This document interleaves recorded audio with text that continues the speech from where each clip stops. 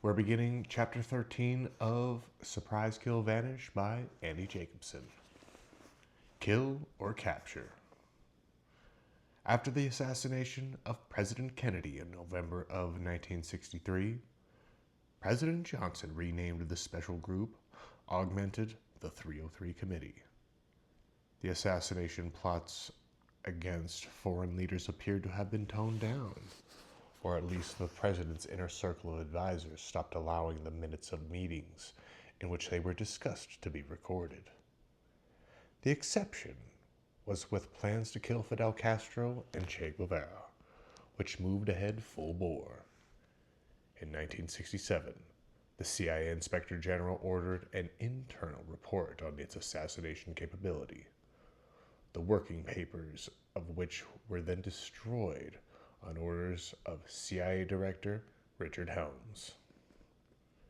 At least one significant assassination plan was likely part of the destroyed cache, an extraordinarily sensitive mission to kill General Giap, the indomitable leader of the North Vietnamese Army. Giap was to visit and North Vietnamese Army commander center in supposedly Neural Laos, a sovereign nation. The group chosen to kill him was MACV SOG. One of the first two men to target the area was to be Billy Waugh. It was June 2nd, 1967, and Billy Waugh was summoned to a briefing inside. What was SOG again? Special Operators. SOG headquarters. I had forgotten what SOG means. Damn. So many acronyms in this book. I believe it's Special Operations Group. I kept saying that one time and I was wrong. Studies and Observations Group. I'm retarded. The group chosen to kill him was MACV's Special Observation Group. One of the first two men to target the area was to be Billy Waugh. It was June 2nd, 1967, and Billy Waugh was summoned to a briefing inside Special... How did I just forget this? Special Observation Group headquarters at Khe Sanh. Something unprecedented was about to happen. He was told a direct action operation so important that all the other air-supported missions across Vietnam would come to a halt. Over the previous 24 hours, the CIA and the Pentagon had intercepted roughly 1,500 communiques between Hanoi and the North Vietnamese Army stronghold, located just a few miles from Khe Sanh, inside Laos. The area had been given the code name Oscar 8. Analysis of the intercepted messages confirmed that Oscar 8 was the secret North Vietnamese Army field headquarters the CIA had been trying to locate for months. The CIA sent its U-2 spy planes overhead in search of photographic intelligence. Images confirmed enemy traffic along the lower portion of the Ho Chi Minh Trail was being diverted to Oscar 8. Then came a reconnaissance coup d'etat. Signals intelligence intercepted by the U.S. Army indicated that General Giap himself was headed to Oscar 8 for a meeting. Billy Waugh would act as forward air controller in charge of observation and relay for the mission. At 4 a.m. the next morning, he'd fly in over a target in a Cessna and circled overhead for the duration of the mission, high enough to avoid North Vietnamese Army anti-aircraft fire, but low enough to watch through binoculars what was unfolding on the ground. It would be Waugh's job to relay information to the various parties involved via Special Observation Group's communication system, serving as a kind of battle coordinator in the sky. The mission plan was succinct. 9 B-52 bombers would fly in over the target to drop 900 bombs, each 200 pounds, a means of inflicting massive damage on the enemy camp and obliterating its capacity to respond.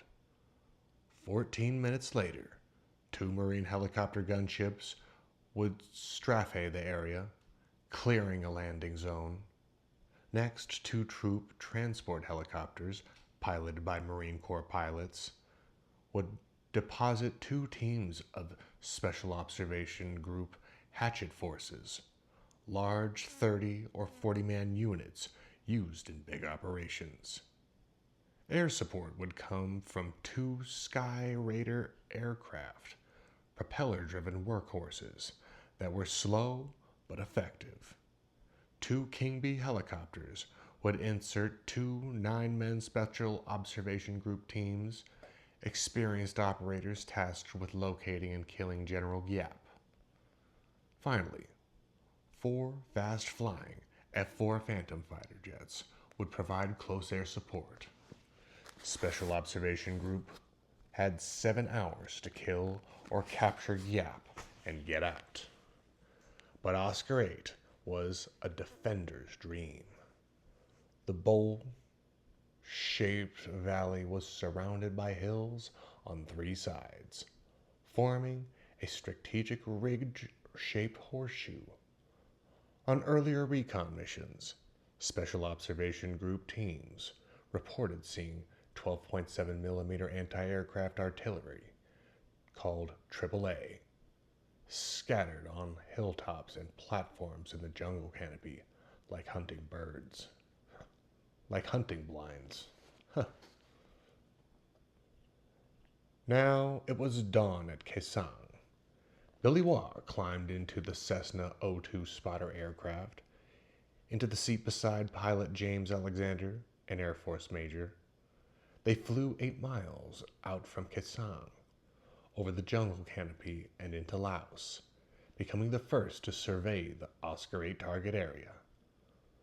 Waugh had been in combat missions in Vietnam off and on since 1961, and he thought to himself, this day could change the war. The Pentagon had determined General Giap to be an even greater source of morale to fighters than Ho Chi Minh himself. Killing Giap could end the war.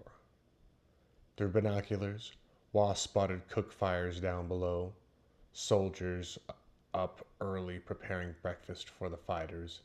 He surmised Major Alexander moved the Cessna roughly 15 miles to the south, where he began to circle overhead, in anticipation of the B-52 bombers soon to arrive. Waugh checked his watch. It was 4:45. The sun was coming up. The sky was purple and orange. Above and in the distance, Waugh spotted the contrails of the B-52s.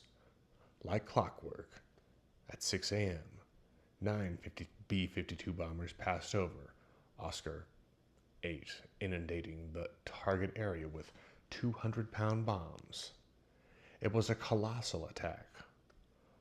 On that left surrounding valley seemingly destroyed. Waugh observed how the land below was now pocket-marked with hundreds of apartment building-sized bomb craters, burned out, smoking holes. Through binoculars, he watched weapons depots explode and burn. Grass sleep shacks had been set ablaze, and scores of enemy fighters were rushing out from makeshift buildings, hurrying to put out fires. He watched fighters remove weapons from burning boxes and roll gasoline barrels out of the way. Overheard as the B-52s made a second pass. Suddenly, something entirely unexpected happened. The ridges around Oscar 8 lit up. North Vietnamese Army soldiers down below were firing back with a barrage of anti-aircraft fire. How could this be, thought Waugh?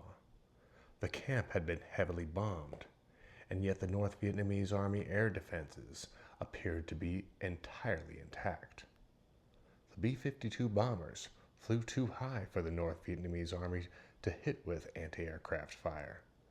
But the Special Observation Group helicopters that were about to come in would be vulnerable to direct fire. Concerned with the speed and aggression of the North Vietnamese Army's gunners' response, Waugh picked up the radio and called the Marine helicopter gunship pilots who'd soon be heading into the target area. They needed to turn around immediately. "Abort this mission," Waugh shouted. "Abort." No answer. Nothing but silence over the comms. Waugh tried again.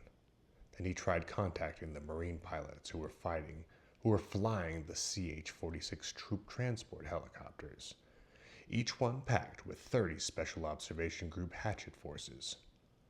No answer. Silence. Shit. Did everybody switch VHF channels? Waugh asked Major Alexander.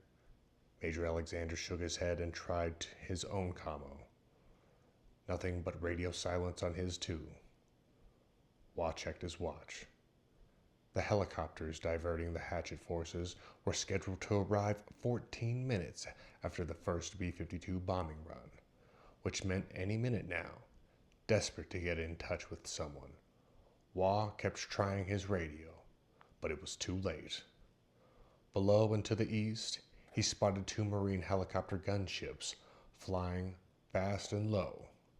They began strafing the targeted area, clearing the landing zone for the hatchet forces to land. Waugh and Alexander watched in horror as one of the gunships was picked off by North Vietnamese Army ground fire. Then the second helicopter was hit. The 2 helicopters each began to wobble and spin, then crashed into the building, then crashed into the landing zone almost side by side. The sight of the twin helicopter crashes sent adrenaline coursing through Waugh's body. He had to get the CH-46 on the radio. Those hatchet forces could not land. It was suicide, he thought. He tried the UHF radio, then to the VHF radio again. "Do not land," he shouted. "Abort. Hatchet forces, do not land."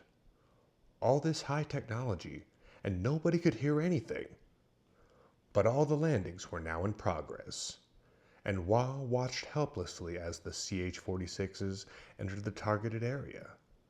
Double rotors spinning, one in front, one in back, like 2 school buses in the sky, he thought. Based on the angle at which they were flying in, the CH-46 pilots would be unable to see the crashed helicopters after it was too late. Waugh and Alexander were both shouting into their radios, "Abort! Abort!" The helicopters were now roughly 70 feet above the ground, side by side over the landing zone. Through binoculars, Waugh could see into one of them.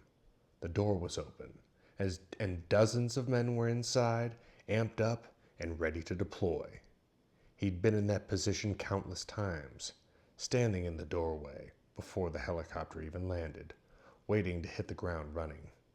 He knew precisely how charged they had to be when, hovering, now only 50 feet above the ground, the helicopter was hit with anti-aircraft fire. It appeared to split in half. Waugh watched as the Special Observation Group men tumbled out of the aircraft and began falling like stones to the ground. It was impossible to survive that kind of fall. Waugh felt ill.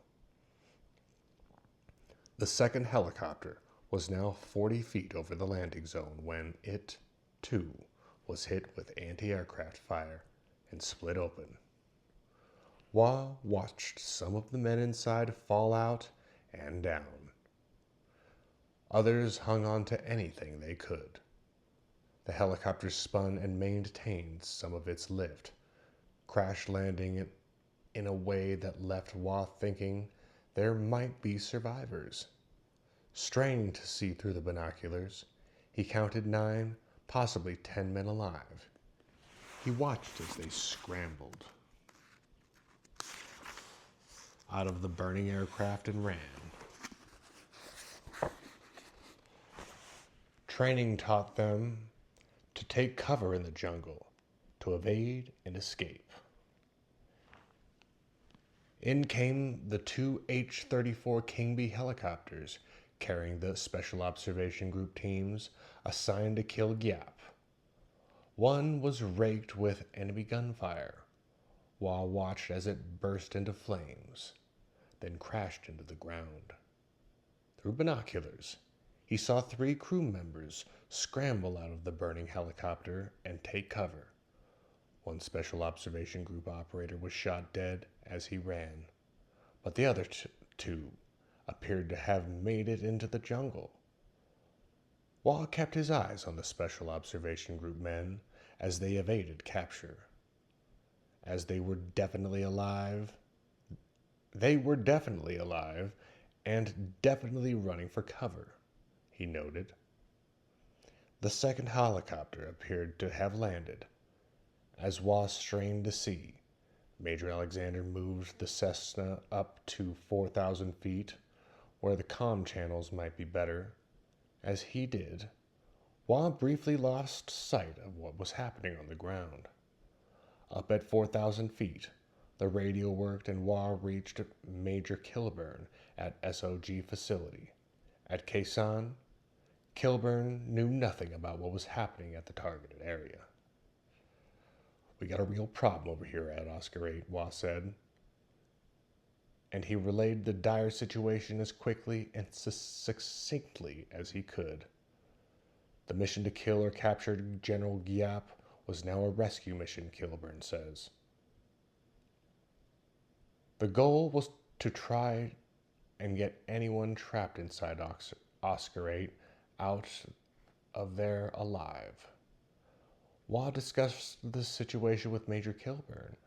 2 Phantom fighter jets screeched in over the valley at Mach 2. Wah watched, stunned, as anti-aircraft fire hit one of the fast-moving jets in the right wing near the fuel tank. The silver Phantom exploded in the air. "Come on, parachute," Wah wished out loud as the jet spiraled down. No parachute.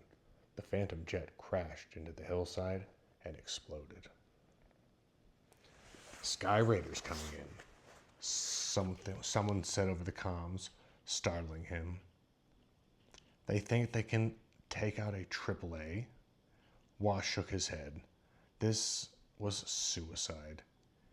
He and Major Alexander watched as 2 A-1E Sky Raider propeller aircraft come in low and slow. Sky Raiders fly 110 miles an hour, and in this scenario, they were sitting ducks. With an explosion of fire, each of them was hit by anti-aircraft guns and crashed violently into the hillside below. "It's a graveyard down there," Major Alexander said. Through binoculars, Wah watched as enemy fighters on the ground swarmed to the downed aircraft. He tried again to make radio contact with any of those who'd gone down, but no one responded to his calls. The Cessna was running low on fuel. Soon they'd have to turn back. Wah called over the radio again. Nothing, not a sound. Then suddenly, Wah's radio crackled to life. This is Hatchet Force, on the ground," a faint voice said over the comms. Incredible, thought Wah. "Hatchet Force, where are you?" he asked. "See the 2 red panels at the edge of the crater?" the Special Observation Group Hatchet Force operator asked. Through binoculars, Wah scanned the ground until he located a group of Special Observation Group men and yards gathering inside one of the bomb craters made by the B-52 jets just an hour or so earlier. "We need air support," the soldier said. "We're 25 alive. Unbelievable." The men in the bomb crater were surrounded on all sides by hundreds of North Vietnamese army. As Billy Waugh and Major Alexander returned to Khe Sanh to refuel, they pondered the question: how do you get 25 men out of a target area when you can't get any aircraft in? In the jungles outside Oscar 8, Special Observation Group Operator Sergeant First Class Charles F. Wilklow crawled along on his belly, leaving behind a trail of blood as he went. Wilklow had been badly injured in the CH-46 helicopter crash, along with 2 other Special Observation Group men, 4 air crew, and 13 Montagnards, all of whom were now either killed or missing. After surviving the initial helicopter crash, Wilklow took cover inside a bomb crater with Special Observation Group operators Billy Ray and Laney Ron Dexter and roughly 20 indigs. The soldiers' injuries ranged from compound fractures to chest wounds, and at least 50 of them required immediate evacuation. From the crater, they watched as 2 Special Observation Group King B helicopters came in, preparing to load the most grievously injured onto the helicopters to get out. The first King B helicopter that was coming in took fire, crashed, and exploded in a fireball. But the second managed to land, Wilklow observed. The Special Observation Group operators who'd been assigned to kill General Giap jumped out while the injured soldiers from the bomb crater were loaded inside. Wilklow crawled to the helicopter and climbed aboard before it took off. Under heavy fire, the King Bee lifted up and began to fly away. Hundreds of North Vietnamese Army bullets punched through the skin of the aircraft as it ascended. Then, just as the pilot got up over the jungle canopy, he took a bullet to the forehead and died. The helicopter lurched into a violent spin, and for the second time that morning, Charlie Wilklow found himself in a helicopter crash. The chopper spun and landed in the trees, the thick jungle canopy keeping it from hitting the ground. Wilklow looked around. He was alive, but there were dead bodies everywhere. Pushing past the dead, and despite grievous injuries, he climbed down from the trees and began running. That's when a North Vietnamese Army bullet caught him in the leg. He crawled into hiding out of view, for now. Through the bushes, he saw that Special Observation Group operator Billy Ray Laney was dead from a shot to the chest. He watched Ron Dexter be captured and executed on the spot. A third Special Observation Group operator, Frank Cius Jr., was also captured. But for some reason, the North Vietnamese Army soldiers didn't kill him. They blindfolded Cius and marched him away. Wilklow lay silent in the bush. He was lightheaded from blood loss, and without a weapon, having lost his Car 15 in the second helicopter crash, he could hear the North Vietnamese searching for him, but he'd found a place to hide. Finally, he passed out. When he woke up, he saw a North Vietnamese Army soldier in the trees staring down at him. The man had a 12.7 millimeter machine gun trained on him and was smoking a cigarette. Wilklow passed out again. When he woke up a second time, there were a group of North Vietnamese Army soldiers around him. He figured he was done for. Back at the Special Observation Group base at Khe Sanh, Staff Sergeant Lester Pace was at work on the tarmac, loading and unloading men as they came in. He watched Billy Waugh climb out of the Cessna and hurried down to the Special Observation Group bunker. Major Kilburn was holding a briefing inside. He quickly related the facts. 25 Special Observation Group men were alive in a number of enemy forces. They would not last long without resupply, Major Kilburn said. He decided to have himself, with weapons and as much ammo as possible, inserted into the bomb crater immediately, by King Bee helicopter, so he could personally take charge of the situation and direct tactical airstrikes. Together with 25 alive, Kilburn would hold off the North Vietnamese army until a rescue operation could be launched, which would have to wait until after dusk. Waugh reported what he'd seen. Several Special Observation Group men had escaped into the jungle and were likely still alive. He volunteered to put Bright Light Rescue Team together to search for anyone alive. Kilburn decided that sending in additional aircraft at this time of day was suicidal. Only the cover of darkness would change the calculus. It was barely 9 a.m. Waugh would have to wait until dusk to launch a rescue mission. Mustachio volunteered to fly Kilburn into the bomb crater at Oscar 8. Lester Pace loaded up the aircraft for 2 men. It was a radical, risky infiltration operation which Mustachio pulled off flawlessly. In what an after-action report listed as occurring in less than 30 seconds, Kilburn leapt out into the bomb crater. The Special Observation Group men unloaded the weapons and ammo and loaded the 5 worst wounded indigs into the helicopter, and finally signaled for Mustachio to get out. Back at the Special Observation Group base, the question on everyone's mind was, could the men left in the bomb crater last until dusk? In the jungle, Charlie Wilkow was awake again, thirsty beyond description, maggots crawling around him, his gaping leg wound. The group of North Vietnamese army soldiers stood over him, staring down a few with the guns trained on him. The soldiers dragged Wilklow to a small camp adjacent to the Oscar 8 Bowl. They assigned a guard to him, a strange-looking man whose face had been disfigured, leaving him with no nose, just 2 nostrils above the top lip.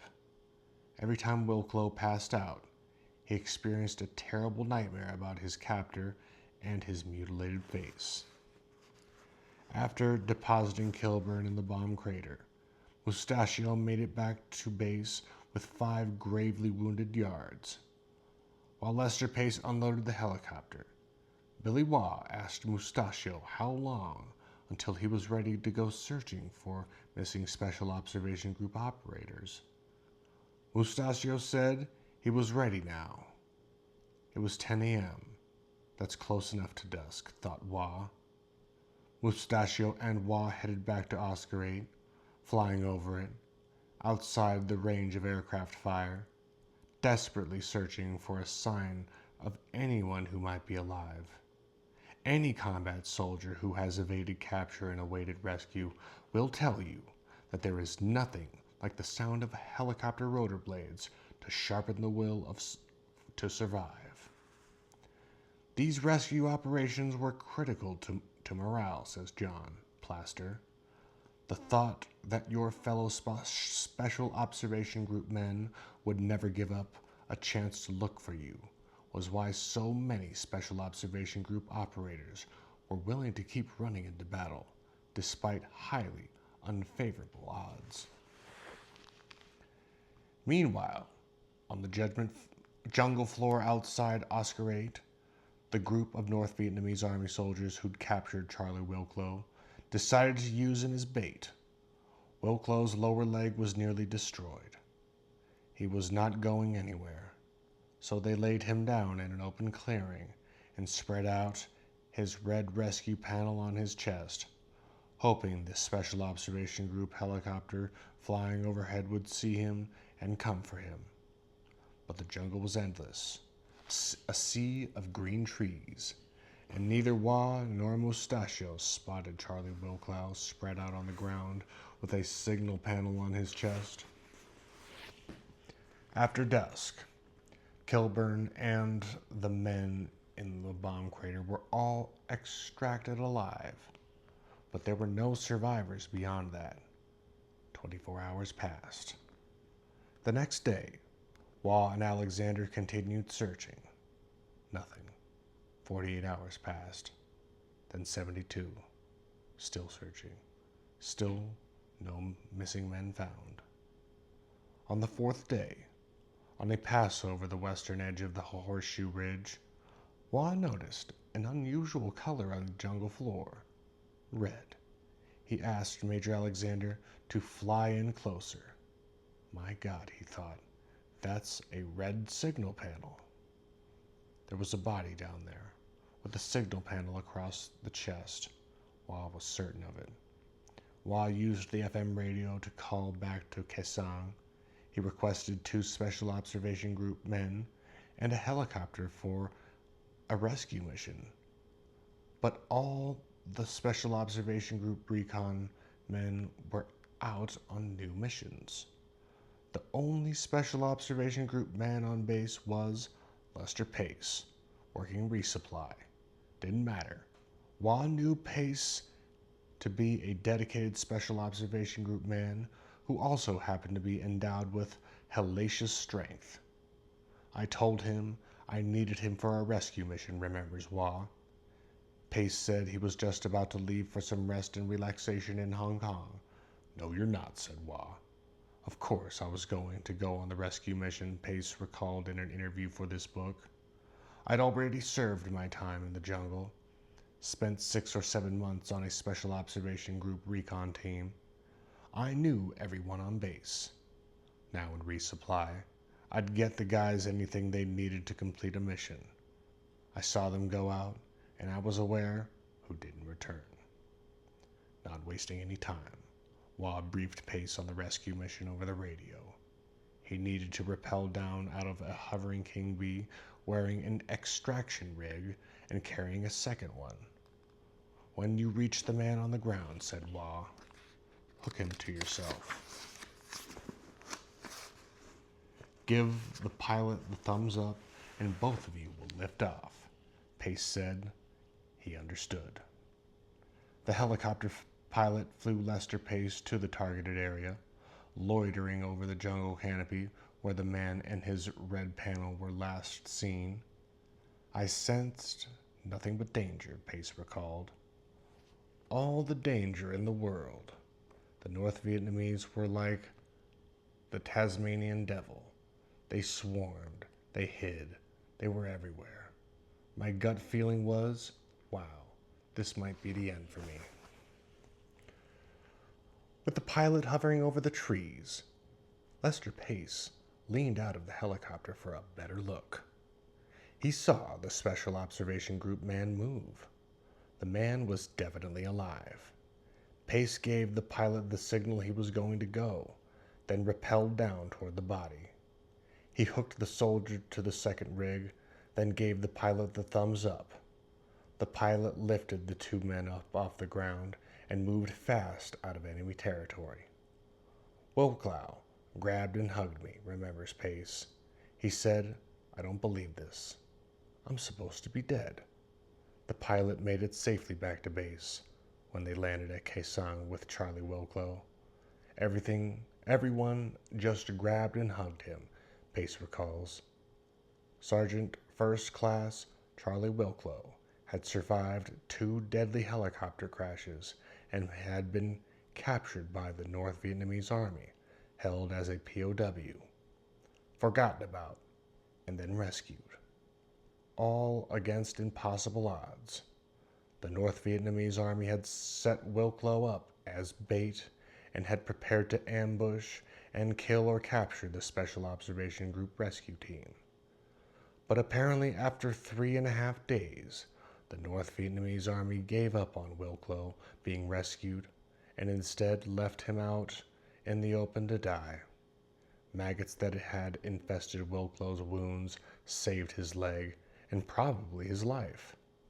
The insects ate away the dead tissue and kept him from developing blood poisoning. After the war, Pace recalls driving on the base at Fort Bragg. He saw a man walking along the side of the road and recognized him to be Charlie Wilklow. I rolled down my window and introduced myself. I told him who I was, remembers Pace. I couldn't believe it. He invited me back to his place. His wife cooked a nice dinner, and he told her the whole story about how I saved his life. Pace retired from the U.S. Army Special Forces, moved to Brooklyn, New York, and worked as a school teacher for 25 years. He never told his family about any of his classified Special Observation Group missions. Lester Pace's son, Bakari Pace, found out about his dad's past in 2011, after the existence of Special Observation Group was finally declassified by the Defense Department, and Special Observation Group members started sharing their experiences in forums online. Charlie Wilklow was the only captured Special Observation Group operator to ever be rescued during the entire Vietnam War. The CIA had been watching Che Guevara's moves closely for 8 years. Yet in the spring of 1967, he disappeared. Despite the CIA's reach and resources, they had no idea where he was. In Cuba, things had ended badly for Che Guevara. In his speech in 1965, he had attacked the Soviet Union, calling its leaders state-run profiteers. He'd expressed outrage over the fact that the Soviet Union wasn't doing more to support small wars of liberation around the globe. Castro was unable to control Che's pro-war rhetoric, which included a call for nuclear war, should it come about. Moscow put pressure on Fidel Castro to do something about him. The CIA intercepted a communique from Leo Brezhnev, warning that the activities of Ernesto Che Guevara were harmful to the true interests of the communist cause.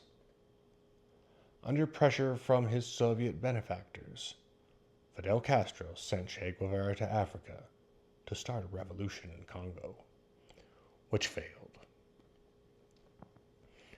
In November 1966, Che Guevara left for Bolivia to try to start a revolution there.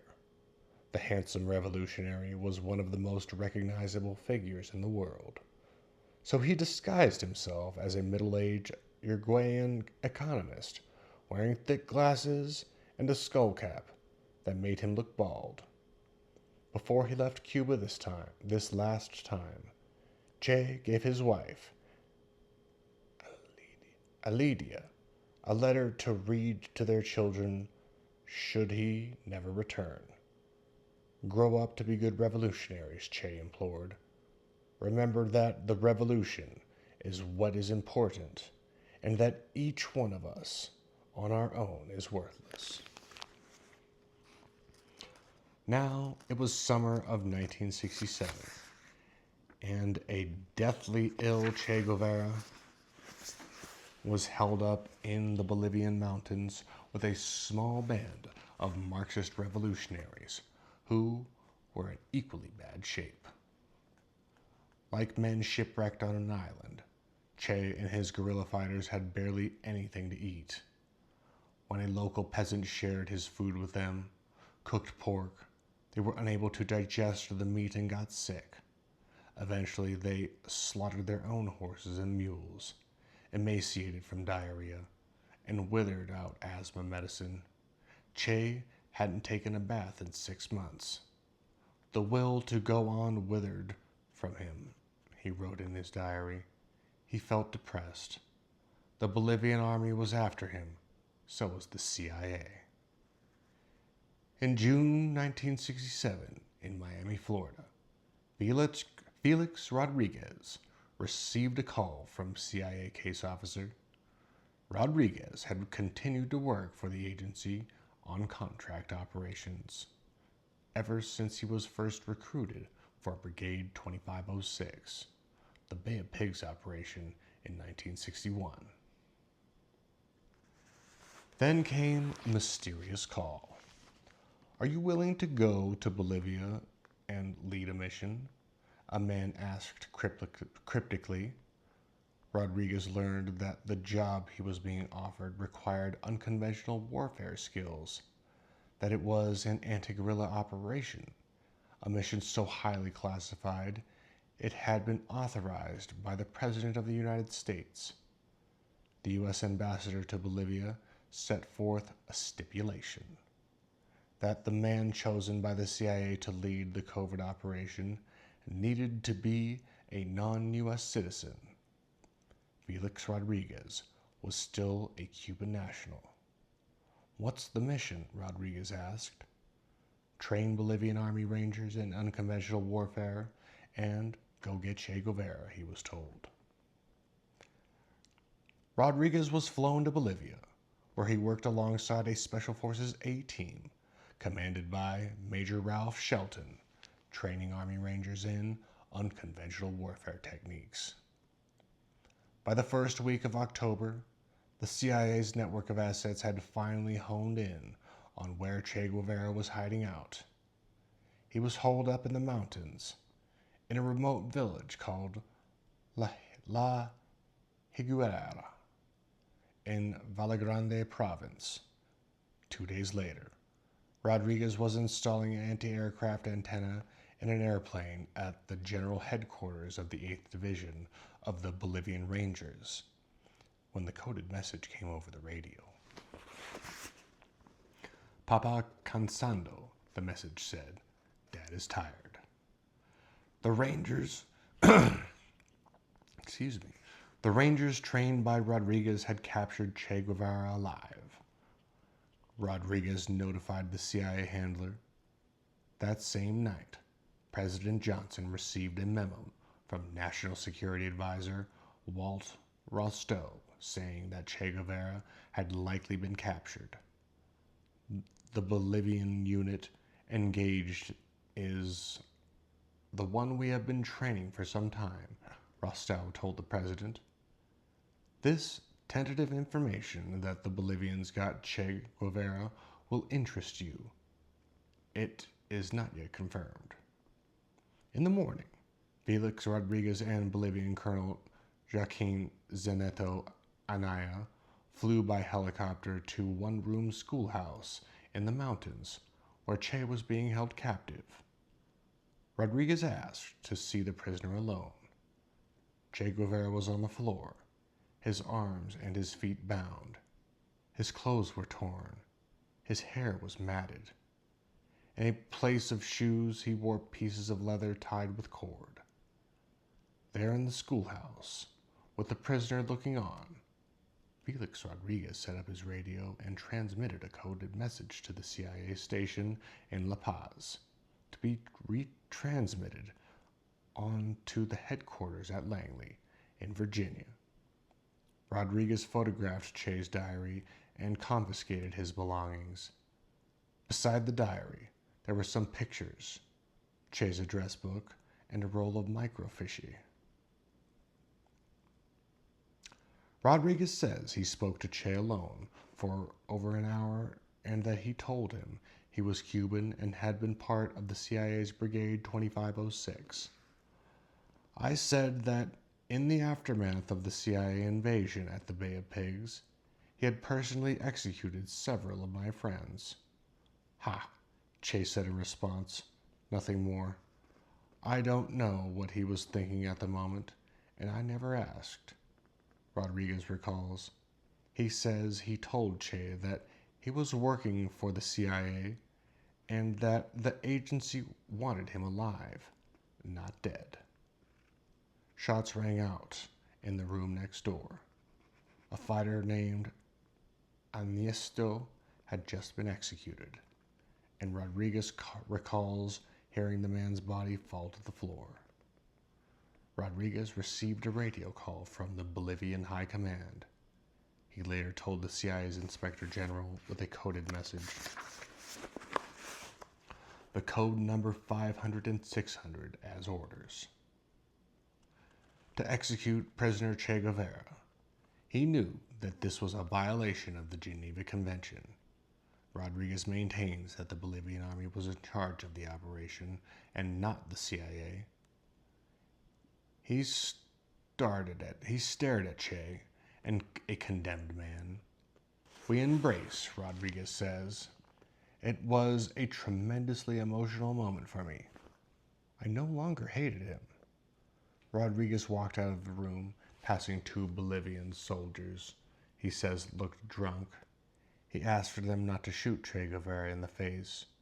He walked to the hilltop and stood there.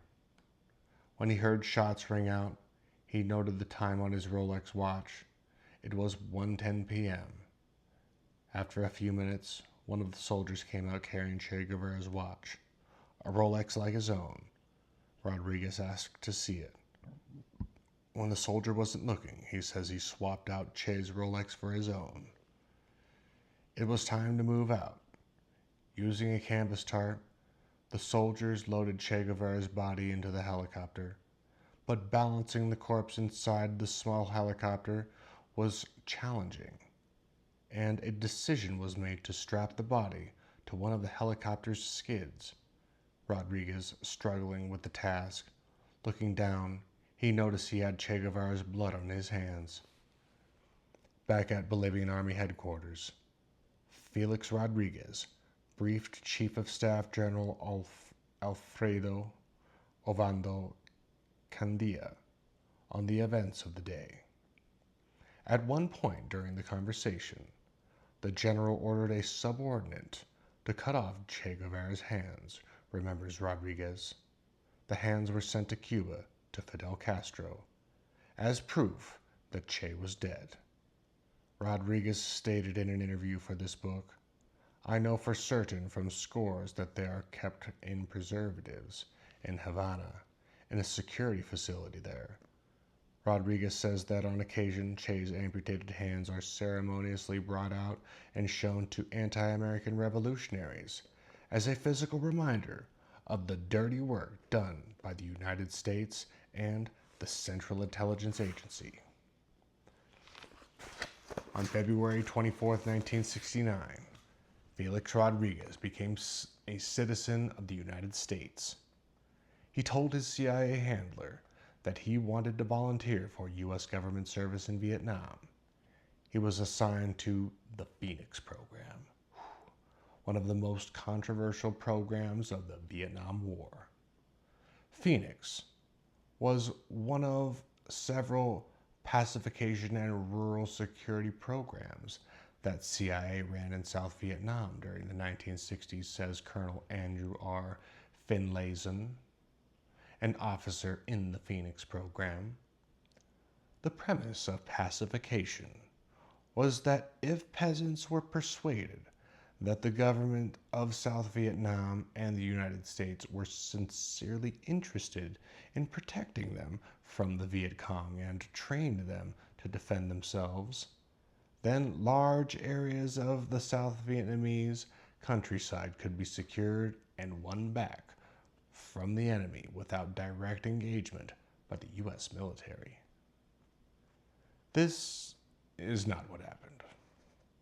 When so-called pacification was not realized, as numbers of Viet Cong in the South went up as opposed to going down, the program was expanded, whereas the civilian irregular defense program focused on armed defense.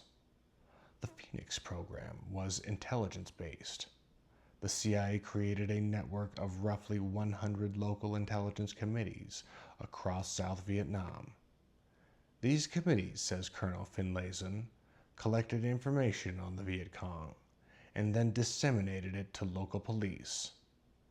When this didn't work, the CIA-funded program became even more aggressive. Eventually, these committees created lists of known Viet Cong operatives, VCI. One named rank and location of each individual Viet Cong operatives. I'm going to call them insurgents because that just goes better. Viet Cong insurgent members became known. CIA paramilitary or South Vietnamese police or military forces interrogated these individuals for further intelligence on the communist structure and its operations. These CIA paramilitary teams were called Provincial Reconnaissance Units, PRUs. Provincial Reconnaissance Units. Felix Rodriguez was the Deputy Field Advisor for the Province Reconnaissance Unit in the village of Bien Hoi. His boss was a CIA officer named William Buckley, who, in due time, would become the central figure in President Ronald Reagan's decision to construct a foreign policy tool called preemptive neutralization. But that was far in the future. For now, every day with the Province Reconnaissance Units. Was that what it was? I think that's what it was. Yep. Every day with the Province Reconnaissance Unit was about trying to quell the communist insurgency enveloping in the South. Every field advisor assigned to the Province Reconnaissance Unit paramilitary team worked undercover. Rodriguez's cover was that he was a civilian advisor for the U.S. Army.